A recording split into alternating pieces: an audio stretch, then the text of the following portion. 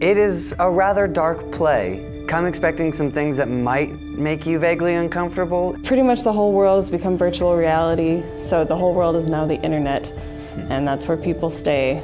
It's an evolution of the internet, where it's basically the open space of the internet, but made into a three-dimensional virtual world, where you can create various realms. My character has created a realm called the Hideaway. And the Hideaway, it's a world that encourages living above consequence and doing what you want without there being any sort of repercussion. It's a beautiful Victorian recreation, and within it, he runs a prostitution house. Most of the play is about a detective of the Nether trying to figure out what's going on in my realm and put a stop to it, really. There needs to be some sort of laws or rules to what that can entail, because that's the whole world now. There's definitely two different sides to what you'll see. You'll see the real world, which is a kind of a bleak, almost post-apocalypse, not fun place to be. And then you'll see the Hideaway, which is my realm in the Nether. Very beautiful, very vibrant, very much all the things that the real world isn't anymore.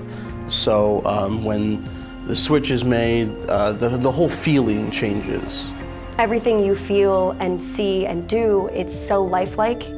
And part of its appeal is that it has a lot of flora and like nature and everything else. And Woodnut has a scene where he's talking about how the gardens and the trees and the sun shining through is so astounding and beautiful, because it's not an experience you can have in the real world anymore.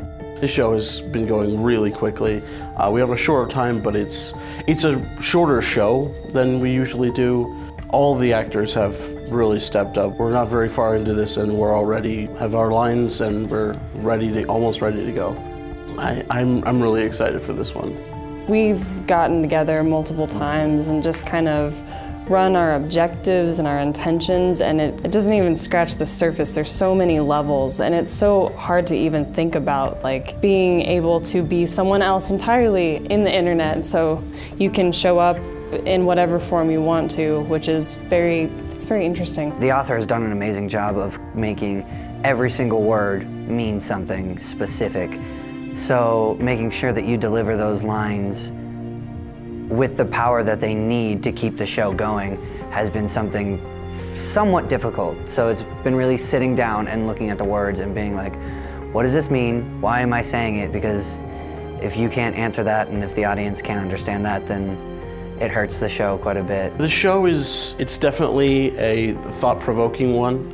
It's labeled for mature audiences. I would probably expect more of my own generation, just because we are so interested in virtual reality and like online things. I think this is a really good draw for the students here and for other like-minded members of the community. It's not for the faint of heart.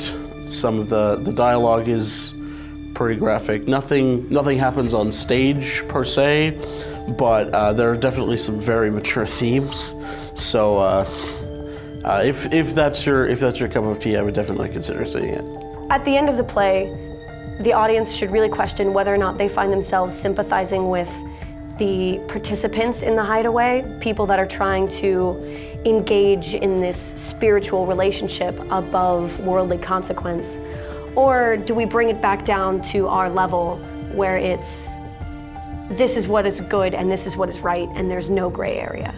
And is this the future that we're going towards, like with no consequences of what we post on social media and stuff? It's morally challenging. It's a show where if you really want to have like your dispositions tested, definitely a show worth seeing.